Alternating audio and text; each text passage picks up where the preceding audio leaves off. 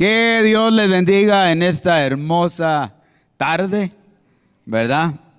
Damos a Dios gracias una vez más que nos da ese privilegio de reunirnos, gozarnos delante de su presencia con todos nuestros hermanos, listos y preparados para recibir lo que Dios tiene para nosotros, que siempre, hermano, es algo bueno.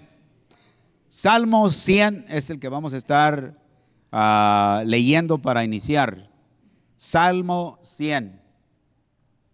Y dice, hermano, la palabra de Dios de la siguiente manera: aclamen con júbilo al Señor toda la tierra, sirvan al Señor con alegría, vengan ante Él con cánticos de júbilo, sepan que Él, el Señor, es Dios. Él nos hizo y no nosotros a nosotros mismos. Pueblo suyo somos y ovejas de su prado. Entren por sus puertas con acción de gracias y a sus atrios con alabanza. Denle gracias, bendigan su nombre, porque el Señor es bueno, para siempre es su misericordia y su fidelidad por todas las generaciones. Creemos eso, confiamos en eso y por eso estamos aquí. Vamos a orar. Padre Celestial, en esta tarde, Señor, una vez más te damos gracias por este grande privilegio, Señor, y salud que nos das, mi Dios, para que físicamente estemos aquí. Padre, ayúdanos en este tiempo corto que tenemos de enfocarnos, Señor, en rendirte a ti, culto, alabanza, adoración. Recíbela, Padre, de todos nosotros que te lo ofrecemos, en el nombre de Jesús. Amén. Qué bendición, cuántos niños. Vamos a estar en Nehemías capítulo 1, Nehemías capítulo 1.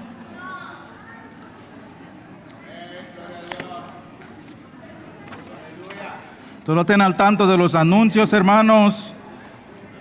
Este fin de semana va a haber un día de limpieza en la iglesia. Si tienen unas horas para dar, de las 7 a las 11. Lo hacemos todos los años al principio de la primavera. Comenzamos y limpiamos la iglesia, así que están invitados. Nehemías capítulo 1. Nehemías capítulo 1.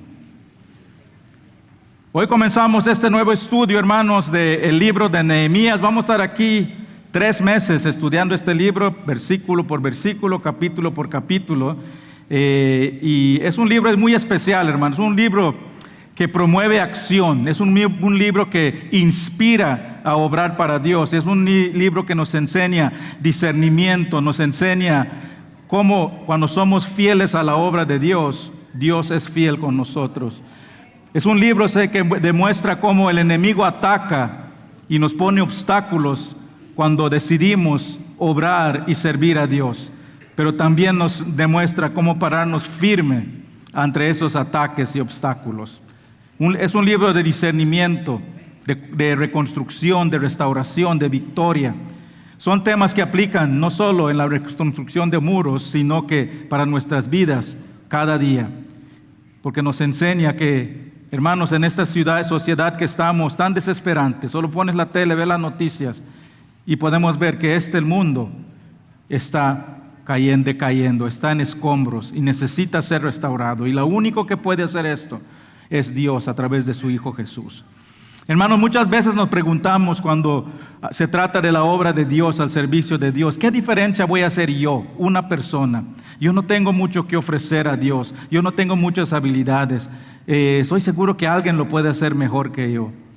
Si has tenido estos pensamientos, o tal vez lo estás teniendo en este momento, no estás solo, todos tenemos esos pensamientos. La mayoría de creyentes tenemos esos tipos de pensamientos en nuestro caminar. Casi todos pensamos que no podemos hacer una diferencia, que no nos sentimos preparados. Muchas veces hasta nos sentimos impotentes ante las obras que Dios nos pone. Este estudio nos va a ayudar a superar esas actitudes y ser instrumentos útiles para Dios. Los eventos del libro de Nehemías ocurren hace 450 años antes de Cristo. ¿Y quién era Nehemías? Nehemías era un judío que nació en Babilonia, nació en captividad. Vamos a ver un poco más adelante el repaso histórico. Pero nació en el imperio perso, y él era el copero del rey. Su responsabilidad, su trabajo era probar toda la comida, toda la bebida del rey antes que se le sirva al rey, para asegurar que nadie lo trate de envenenar. Era un trabajo muy importante. Literalmente tenía la vida en las manos, la vida del rey en sus manos. Si querían matar al rey, envenenar al rey con comida, tenían que pasar por Nehemías primero. Así que era mucho más que solo un mesero que sirve comida o bebida al rey. Era un oficial de alto rango, con un papel de influencia y honor. Era un puesto de gran privilegio ser el copero, y tenía mucha confianza del rey. Es más, el copero muchas veces era uno de sus consejeros de más confianza del rey. ¿Quién más confiar que la persona que tiene tu vida en sus manos? Muchas veces estaban cargadas de toda la seguridad del rey. El copero del rey era un puesto de privilegio, de poder, de prestigio. Él tenía una vida, hermanos, de prosperidad, de comodidades, los mejores, vivía los lujos en el palacio que podía tener cualquier persona. Pero tenía algo más, tenía un amor por Dios, tenía un corazón por el pueblo de Dios. Y era un amor tan grande que está dispuesto a dejar todo atrás para ir a reconstruir esos muros. Vamos a la palabra de Dios. Hoy vamos a leer vamos a saltar el capítulo 1, vamos a tomar 2 semanas aquí. Vamos a ponernos de pie, hermanos. Voy a leer los primeros 4 versículos. Pongámonos de pie en reverencia a la palabra de Dios. Dice la palabra de Dios. Palabra de Nehemías, hijo de Acalías. Aconteció que en el mes de Quisleo, en el año 20, estando yo en Susa, capital del reino, que vino Anani, uno de mis hermanos, con algunos varones de Judá. Y les pregunté por los judíos que habían escapado, que habían quedado de la cautividad, y por Jerusalén. Y me dijeron: el remanente, los que quedaron de la cautividad, ahí en la provincia, están en gran mal y afrenta. Y el muro de Jerusalén derribado, y sus puertas quemadas a fuego. Cuando oí estas palabras, me senté y oré. E hice duelo por algunos días, y ayuné, y oré delante de Dios de los cielos. Padre Celestial, gracias te damos, Padre, por este tiempo. Padre, al comenzar este estudio de Nehemías, te pido, Padre, que nos hables en nuestros corazones, en nuestras mentes, nos muestres esas áreas en nuestras vidas que hemos dejado descuidado, esas relaciones en nuestras vidas que hemos dejado en escombros, esas cosas que estén en nuestras vidas que estorban nuestra fortaleza. Y Padre, que no solo lo reconozcamos, sino que decidamos actuar como Nehemías, que tomamos pasos prácticos para construir, restaurar esos muros con tu poder, con tu palabra y solo a través de tu Hijo. Gracias, Padre, por cada persona que está aquí, cada persona que tú has traído, Padre. No hay nadie aquí por accidente, todos están aquí por una razón. Y te pido, Padre, que me des palabra tuya a través de mí. Gracias, Señor. Qué privilegio de usarme a mí, una persona imperfecta, para transmitir tu palabra perfecta.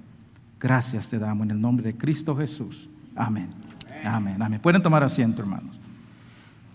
Estos son los 3 puntos que vamos a ver en este primer capítulo. Vamos a ver en 2 semanas. Hoy vamos a ver un reporte penoso. La otra semana vamos a ver una respuesta piadosa y después un ruego provechoso. Próxima semana, hoy vamos a ver el reporte. Vamos a comenzar. El versículo 1 dice que Nehemías, hijo de Acalías, aconteció, dice, en el mes de Quisleo, en el año 20, estando yo en Susa, capital del reino. En este versículo podemos ver el contexto histórico. Dice que era el mes 20 del reino, estaba en el reino perso. Y si hacemos el cálculo, esto ocurre como 465 años antes de Cristo. La semana pasada no terminamos, estamos conectando Abraham hasta Génesis. Así que solo un breve repaso y voy a comenzar. Si ponen el gráfico ahí, por favor. Es el último gráfico de la semana pasada que no cubrimos. Pero terminamos con Salomón. Salomón era un rey que comenzó su reino con temor a Dios. Hizo gran cosas para Dios. Dios le dio sabiduría. Se volvió en el reino más rico que ha existido, aún hasta ahora. Pero por el dinero, por el poder, por las mujeres, se dejó llevar y el reino de Dios cayó. El reino de Dios lo alejó, el reino de Salomón lo alejó de Dios, empezó a construir estatuas a las mujeres, a hacer tratos políticos que alejaban al pueblo de Dios. Y cuando termina su reino, 2 hijos están reclamando el rey y termina el reino dividido. Es un reino dividido. Y ese reino, hermanos, había un reino del norte y un reino del sur. 2 de los tribus quedaron en el sur, que se llamaba Judá, el norte se llamaba Israel. Y esos reinos, si miras los reyes que vienen después de esto por 250 años, por la mayor parte alejaban al pueblo de Dios. ¿Y qué es lo que pasa? Que Dios castiga la rebelión cuando se alejan de Él. Y eso ocurre a los 350 años, el norte es conquistado por los asirios. Son tomados y llevados en cautiverio. Son aislados de su pueblo. Dejan a unos y traen a su propia gente que empiezan a producir y ahí se producen los samaritanos. Ese es el norte. Nunca volvió ese pueblo a ser un pueblo judío. Y después el sur ocurre como 150 años después, como en el año 585 antes de Cristo, los babilonios conquistan al sur. Y lo mismo, llevan a las personas a Babilonia. Lo llevan en tres partes. Y ahí es donde se llevan a Daniel, llevan a los profetas grandes, a los amigos de Daniel. Y este era el tiempo de los profetas, hermano. Ahí abajo tengo los libros también. Ahí es donde los profetas le dicen al pueblo de Dios que no se alejen de Dios, que se acerquen de Dios. Y vemos las profecías del Mesías que viene al pueblo de Dios. Y así es donde está. Ese era el tiempo también de los libros de Esther, Esdras, y ahí es el libro de Nehemías también. El libro de Nehemías ocurre como 450 años antes de Cristo. Y lo que pasa, hermanos, que comenzando con Esther, los babilonios ya son conquistados por el reino persio. El rey, Esther gana favor con el rey, se vuelve la reina, salva a los judíos de destrucción de uno que lo quería eliminar a los judíos y permiten a los judíos empezar a regresar a Jerusalén. Y empiezan a regresar varios judíos, bajo Esdras construyen el templo, pero no pueden reconstruir los muros. Constantemente son atacados, constantemente hay obstáculos. ¿Por qué? Porque el mundo alrededor no quería que Jerusalén regrese a la gloria que tenía, por ejemplo, con el rey David. Conocían las profecías de este Mesías que va a venir. Conocían el contexto histórico y espiritual de lo que dice la palabra de Dios. Y no querían, porque saben que una ciudad sin muros es una ciudad vulnerable. Así que así se encuentra el muro de Jerusalén cuando comienza el libro de Nehemías. Y así retornamos al pasaje. Dice que Nehemías encuentra unos judíos que acaban de regresar de Jerusalén. Versículo 2 dice: vino Hanani, uno de mis hermanos, con algunos varones de Judá. Estas personas estuvieron en Judá, no nos dice por qué, pero acababan de regresar. Y les pregunto, dice, y le pregunté por los judíos que habían escapado. Una pregunta, me imagino que inocente: ¿cómo están los judíos ahí? Y hermanos, Dios usa esas interacciones diarias de nuestras vidas. Dios todo el tiempo está poniendo citas divinas en nuestro camino y usa estas conversaciones, esas interacciones diarias para inquietar nuestro corazón. Por eso, hermanos, siempre digo que no hay llaneros solitarios en el cristianismo. La comunión, el compañerismo de la iglesia es un aspecto muy importante de la iglesia. La iglesia no es algo que asistimos, no es un evento que asistimos una vez a la semana. La iglesia es algo que vivimos cada día. Si leen Hechos capítulo 2, puedes ver, la primera iglesia dice que se reunían todos los días en las casas y después en el templo. Es importante, esto es importante. Es muy importante que nos reunamos en comunión, alabando a Dios, estando juntos, animándonos unos a otros. Pero esto no debe ser lo único. Esto no es, si esto es lo único que hacemos, esto no es la vida del cristiano. El creyente es uno que se vive junto, se conocen sus inquietudes. La iglesia, hermanos, es el cuerpo de Cristo, dice la palabra, y los miembros somos nosotros. Y dice la palabra que tenemos la responsabilidad de velar unos por los otros. Primera de Corintios 12, 25 y 27 dice, que no haya desavenencia en el cuerpo, sino que los miembros todos se preocupen los unos por los otros. De manera que si un miembro padece, todos los miembros se duelen con él. Y si un miembro recibe honra, todos los miembros con él se gozan. Vosotros pues sois el cuerpo de Cristo y miembros cada uno en particular. Procurarnos por unos a los otros, padecer, gozar unos con nosotros, requiere que nos conozcamos unos a nosotros, requiere que nos velemos unos para nosotros. Y eso, hermanos, es la razón que muchas veces les digo, conózcanse fuera de la iglesia. No es suficiente, hermanos, solo el saludo que nos damos el domingo para saber cómo estamos. Somos una familia, nos debemos preocupar como una familia. Cuando nos vemos y nos saludamos, decimos, ¿cómo estás? Y muchas veces es algo automático, que solo, bien, estoy bien. A pesar de que traemos cargas, inquietudes, preocupaciones, gozos tal vez. Pero hermanos, los tiempos de compañerismo, de comunión es cuando Dios nos permite conocernos, platicar, y ahí es donde Dios inquieta el corazón con estas interacciones diarias. Por eso también, hermano, requiere que cuando nos preguntemos cómo estamos, que contestemos sinceramente. Porque nuestra respuesta automática cuando dices, ¿cómo estás? Bien, solo para pasar la pregunta. A pesar de que estamos lidiando en privado, todos vamos por el lema, mal tiempo, buena cara. Y ponemos buena cara, entramos con cargas y solo, sí, estamos bien. No estamos acostumbrados a compartir nuestras aflicciones, nuestras angustias. No queremos incomodar a otros. No queremos que nos miren como creyentes débiles. No queremos que nos miren como creyentes con falta de fe, porque estamos pasando por alguna angustia o tribulación. Pero hermanos, dice la palabra que velemos unos por los otros, que nos preocupemos unos por nosotros, que oremos unos por los otros. ¿Y cómo vamos a hacer eso si no nos compartimos unos con nosotros? ¿Cómo vamos a hacer eso si no nos conocemos unos con nosotros? Es importante que vivamos la vida de la iglesia como la familia que somos. Es importante que nos conozcamos, por eso es importante que estemos conectados siempre con un grupo de oración, en un estudio bíblico. Si eres un nuevo creyente, comenzamos con un grupo de enraizados que te ayuda a conocer otros. O empezar a servir en un ministerio. Hermanos, cuando sirves en un ministerio, ese te vuelve tu grupo de apoyo. Oran unos por los otros, se conocen porque están obrando juntos. Enrolarse unos grupos de WhatsApp, yo sé que es muchos mensajes que entran, pero es ahí, hermano. ¿Cuántas veces el grupo de varones un valor manda, hermano, estoy aquí en un lugar, necesito oración, y ahí se ponen a orar los varones? Eso es velar unos por los otros. No se quede con la carga, comparta con otros y le aseguro que esa carga se va a alivianar.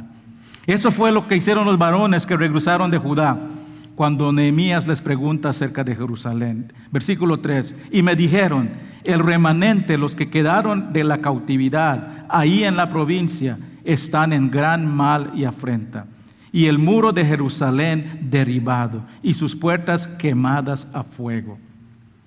Después de 150 años que fueron conquistados, el muro de Jerusalén sigue quemado, destruido, sigue en escombros. Pero hermanos, vimos la semana pasada que Dios tiene un plan maravilloso para este pueblo. La semana pasada vimos el llamado de Abraham y Dios le dijo, a través de ti, esta ciudad, este pueblo escogido, todo el mundo será bendecido.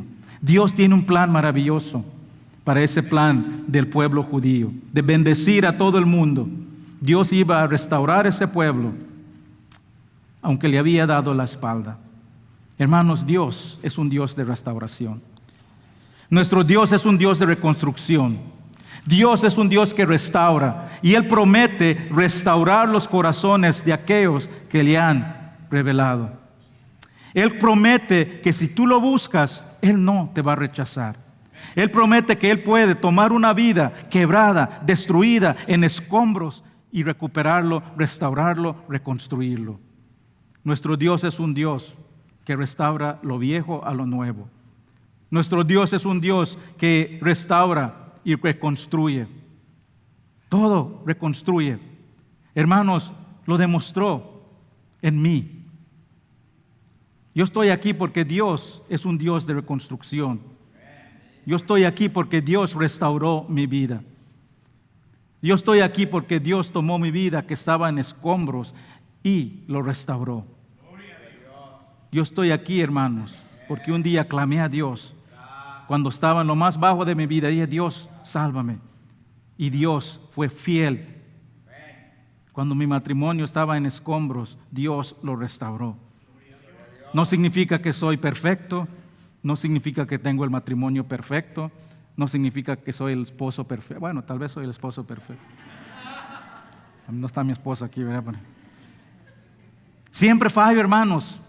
Pero mi vida, mi matrimonio ya no está en los escombros que estaba. Y tengo paz porque sé que mi vida está en la mano de un Dios que restaura. Y si tú has puesto tu fe en Cristo, Dios es un Dios que te ha restaurado. Hermanos, yo estoy aquí enfrente de ustedes predicando la palabra de Dios. No porque he adquirido un alto conocimiento y sabiduría intelectual. No, hermano, yo no tengo un estudio, un título seminario. No porque soy carismático y elocuente. Ya vieron cómo me trabo todo cuando leo, ¿no? No es por mi elocuencia. Yo estoy aquí porque mi vida es testimonio de un Dios de restauración. Y no importa, hermanos, qué destruido estén los muros de tu vida. No importa, hermanos, qué lejos pienses que estás de Dios. No importa por cuánto tiempo ha estado en escombros tu vida. Dios lo puede restaurar. Él puede darte una nueva vida. Él puede regresar el gozo de tu vida. Y el gozo es muy diferente a la felicidad. No estoy hablando de la felicidad. Estoy hablando de un gozo que es algo que sientes a pesar de lo que está pasando alrededor. Dios puede poner en tu vida, restaurar y darte esa paz a pesar de lo que está pasando. Dios no promete una vida sin aflicciones, pero Él promete que si tú confías en Él, Él te dará una paz, dice, que sobrepasa todo entendimiento. Una paz que el mundo no comprende, pero eso solo requiere que vengas ante Él con un corazón contrito y arrepentido. Continuemos. Veamos cómo Nehemías responde al recibir este reporte de la devastación que encuentra Jerusalén. Dice versículo 4: cuando oí estas palabras, me senté y lloré.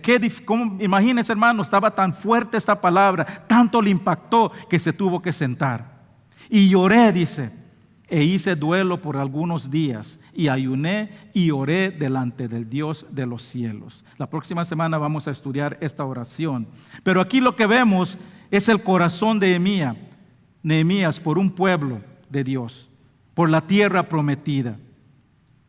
Nehemías ni siquiera nació, no conocía esa tierra, pero él tiene un corazón. Estaba muy angustiado por el estado del pueblo. Su preocupación lo consumió, le rompió el corazón. Y estas son las personas, hermanos, que Dios usa para enrolar en su obra. Personas que le interesa la obra de Dios. Personas que ven la obra de Dios y sienten en su corazón una inquietud por ir a trabajar y obrar para Dios. Nehemías pudo haber dicho: ay, qué lástima lo que están pasando, pero yo estoy muy lejos, ni siquiera los conozco. Mi trabajo es muy importante, yo trabajo para el rey. Si no estoy aquí, el rey lo pueden matar. Hay muchas excusas que pudo haber dicho. Pudo haber dicho una pequeña oración y seguir con su vida normal.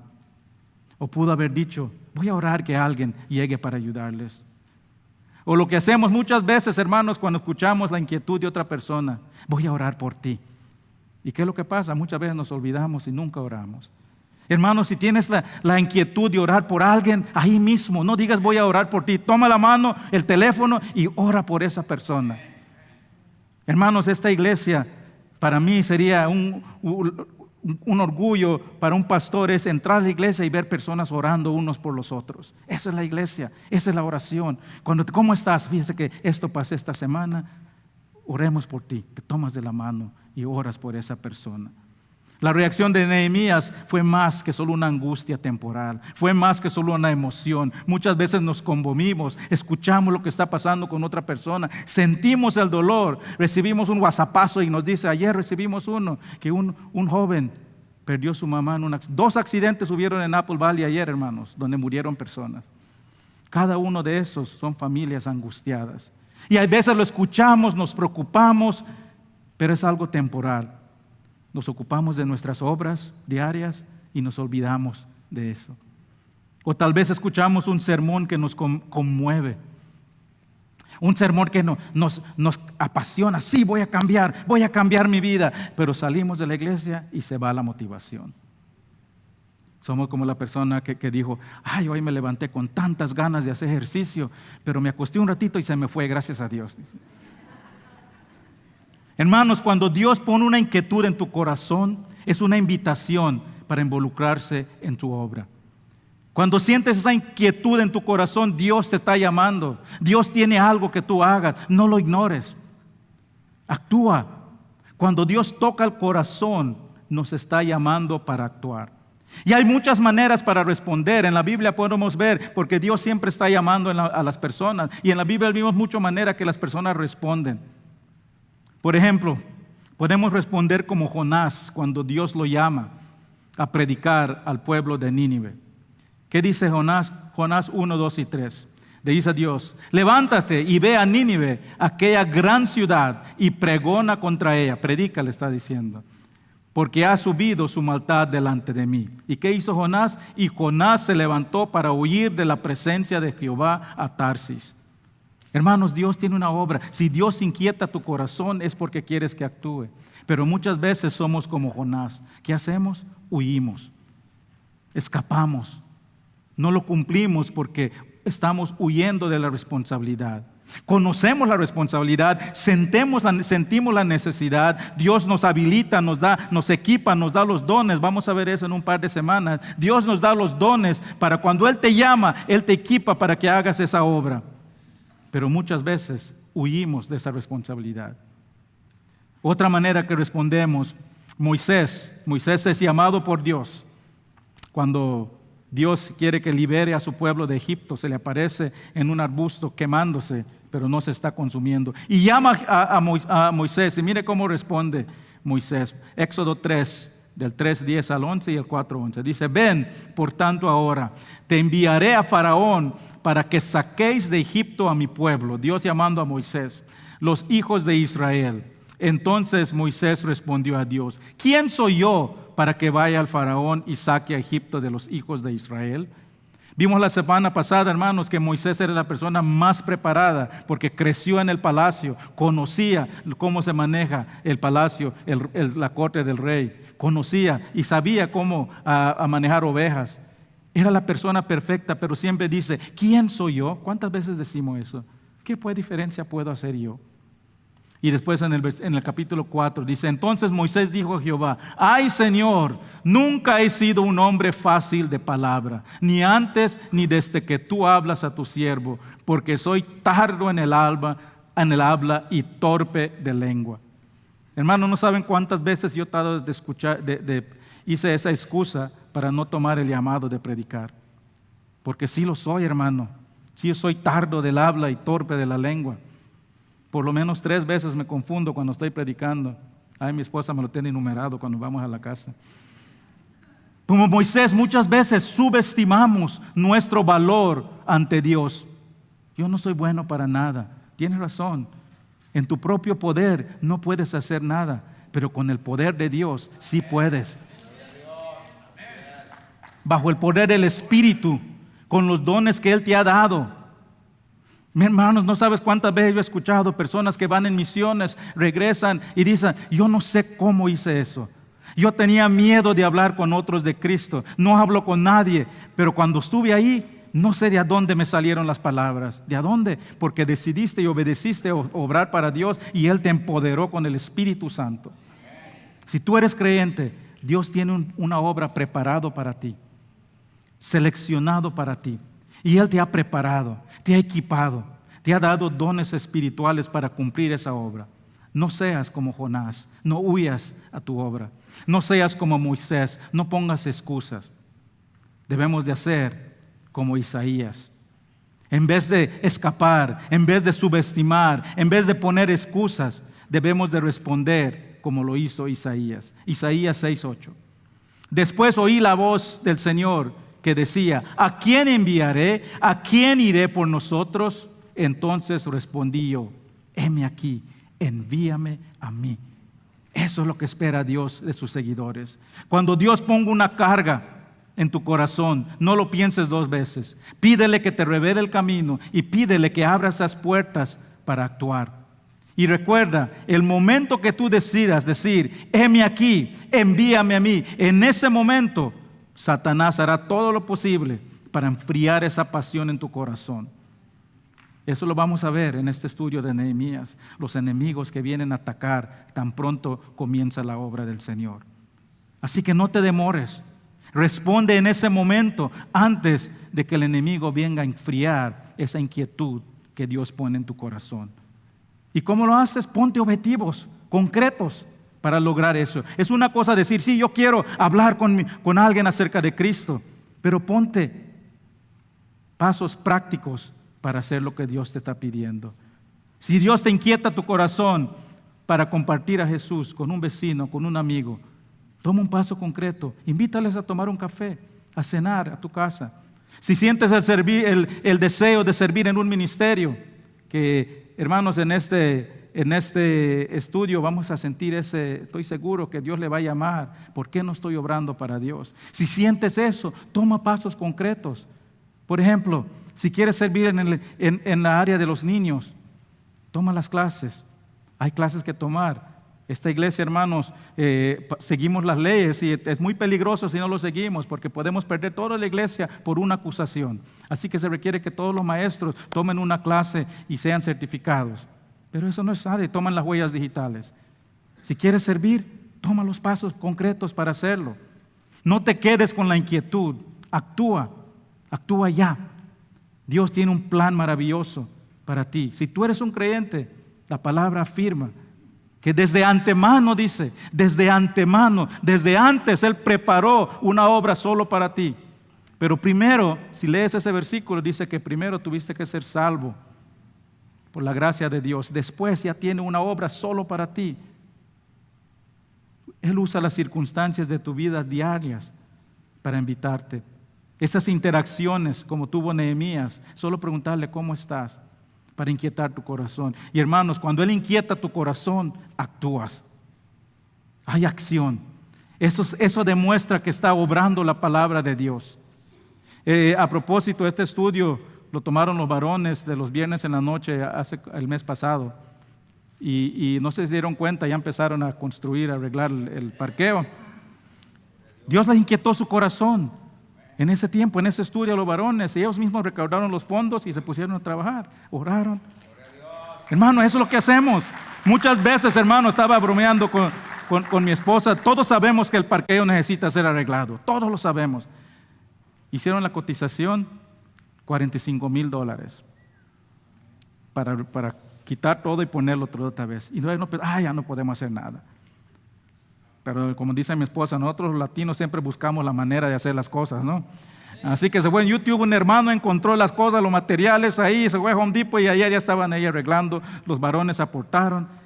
Eso es lo que es poner la mano, eso es ser inquietado por la obra de Dios y ponerlo en acción. Y van a haber muchos llamados, hermanos. Si estás aquí, este estudio te va a inquietar tu corazón y te suplico, no lo ignores, no lo ignores. Dios se va a honrar cuando tú decidas actuar. Nehemías sintió esa inquietud en su corazón y no permitió que esa inquietud pase sin ser atendido.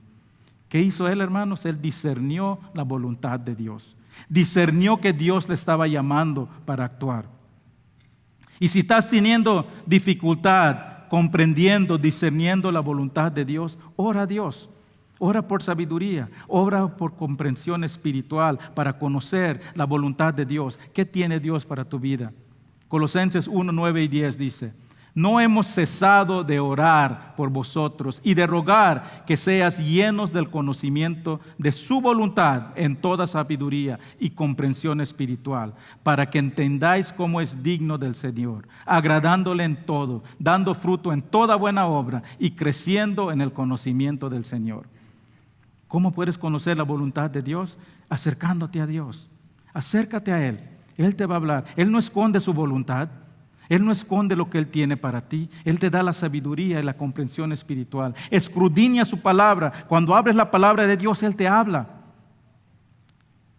Su palabra, hermano, está lleno de instrucción, de dirección. Eso es lo que nos dice 1 Timoteo 3:16, que es útil para enseñar, para instruir, para redarguir. Esa es la palabra de Dios. Y Él no solo nos enseña, no solo nos muestra el camino, sino que Él nos equipa y nos capacita para cumplir la obra que Dios tiene para nosotros. En 2 semanas vamos a hablar cómo Dios nos equipa y nos da esos dones espirituales. Hermanos, y les aseguro, hermanos, que no hay nada más maravilloso. No hay nada más maravilloso que puedes tener en tu vida que conocer y ejercer la voluntad de Dios en tu vida. Encajar y decir: Dios, yo sé que esto es lo que tú tienes para mí, y actuar. Hermanos, la voluntad de Dios para cada persona es individual, pero hay ciertas voluntades de Dios que son para todos. Así que un repaso, solo 3 voluntades de Dios. Si estás teniendo dificultad entendiendo qué es la voluntad de Dios para tu vida, tal vez te tienes que enfocar en estas 3 primero y después Dios te la va a dar. Primero, la voluntad de Dios es que conozcas a Jesús. 1 Timoteo 2:4. Dice: el cual quiere que todos los hombres sean salvos y vengan al conocimiento de la verdad. ¿Qué es la voluntad de Dios? La salvación del pecador. Y eso solo es posible conociendo la verdad de Jesús y su obra en la cruz.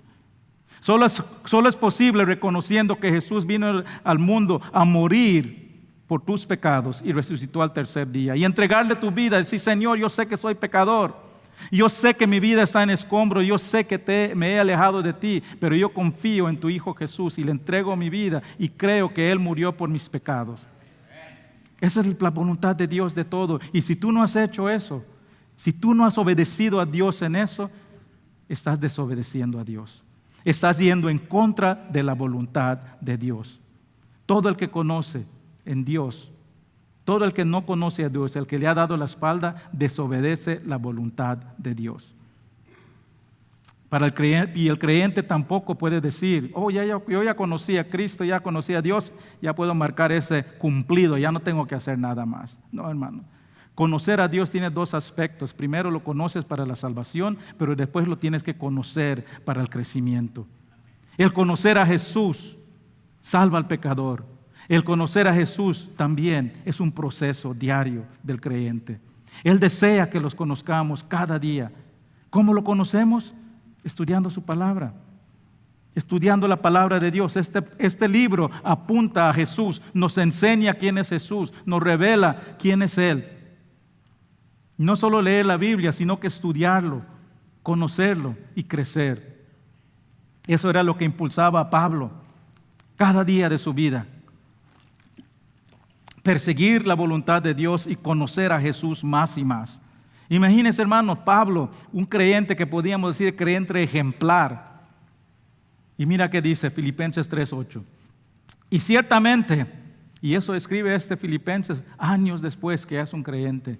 Y ciertamente aún estimo todas las cosas como pérdida por la excelencia del conocimiento de Cristo Jesús mi Señor, por amor del cual lo he perdido todo y lo tengo por basura, por ganar a Cristo.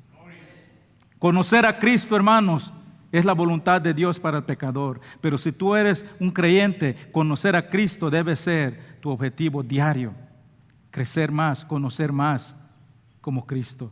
Como Pablo, no debe ser nada más importante en tu vida que conocer y crecer en Jesús. Esa es la voluntad de Dios para todos. Segundo, su segunda voluntad de Dios para todos, que nos llenemos del Espíritu Santo. El momento que tú pones tu fe en Cristo, En ese instante, en ese momento, recibes la plena, completa y permanente permanencia del Espíritu Santo.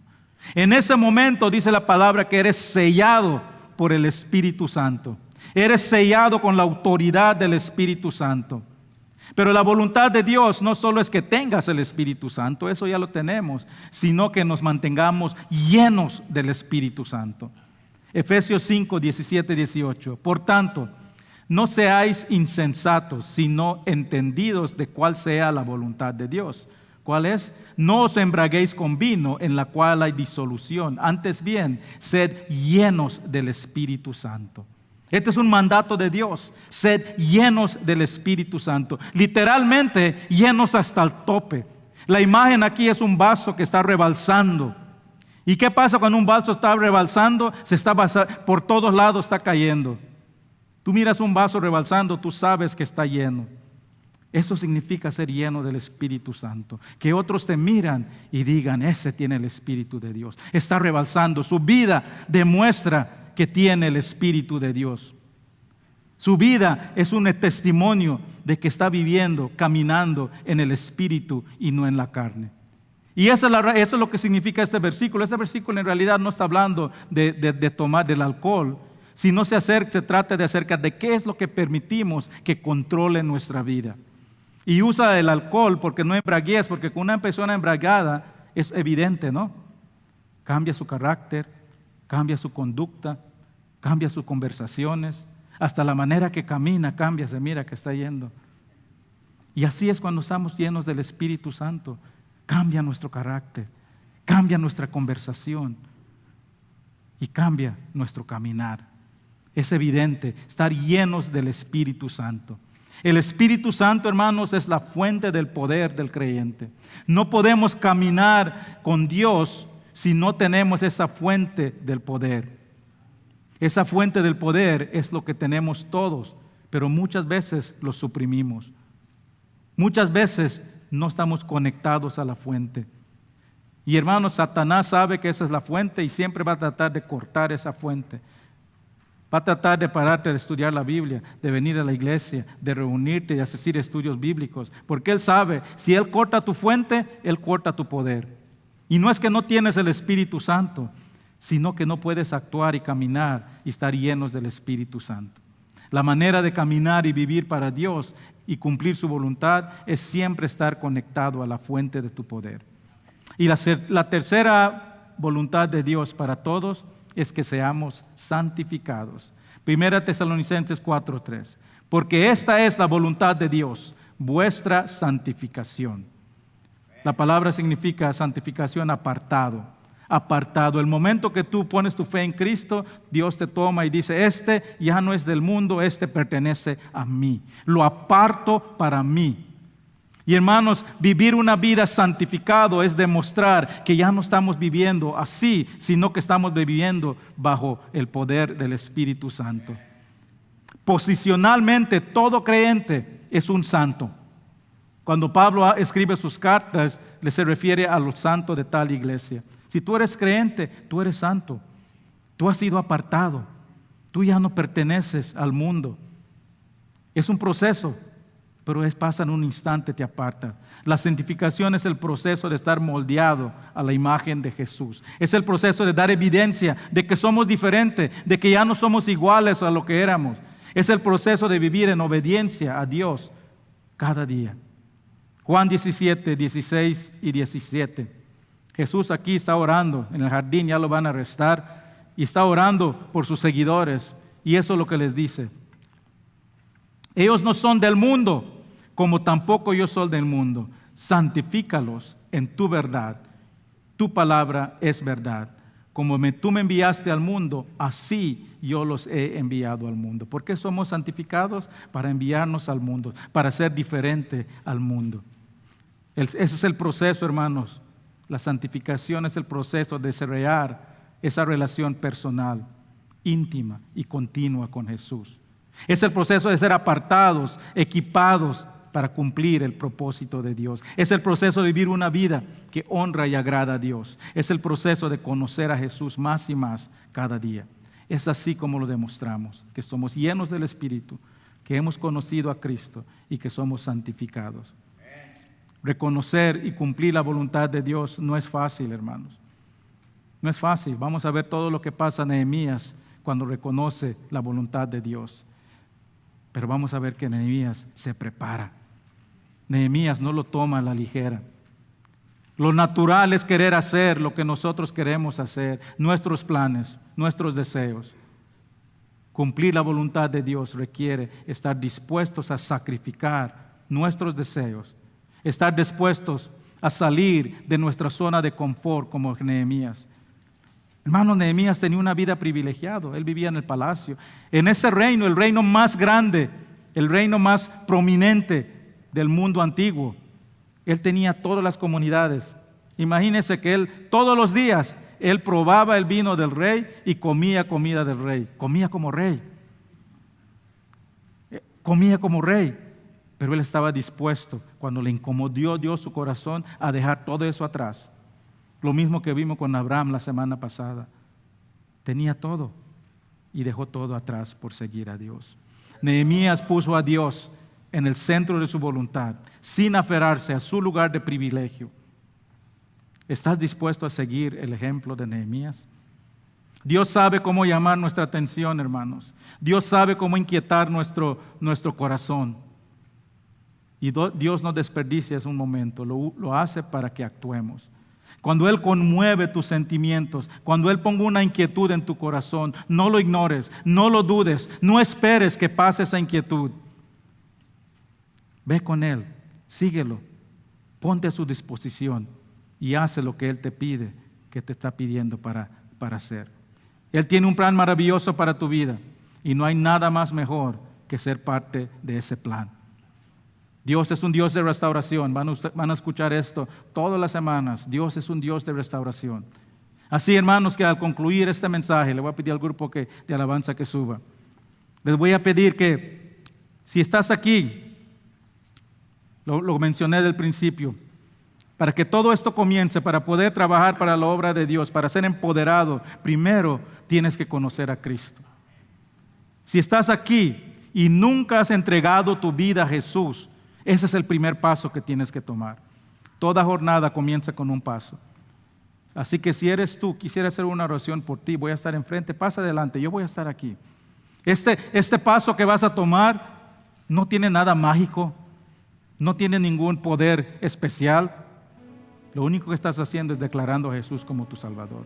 Ahora, si tú ya has aceptado a Cristo como Salvador, pídele. ¿Qué áreas de tu vida necesitan ser restauradas? Pídele que te ayude a reconocer su voluntad en tu vida. Pídele que te ayude a identificar esos obstáculos en tu vida que están estorbando, que restaure los escombros de tu vida y permite que Él obre en ti y a través de ti. Pongámonos de pie. Vamos a cantar este canto. Si Dios te ha llamado,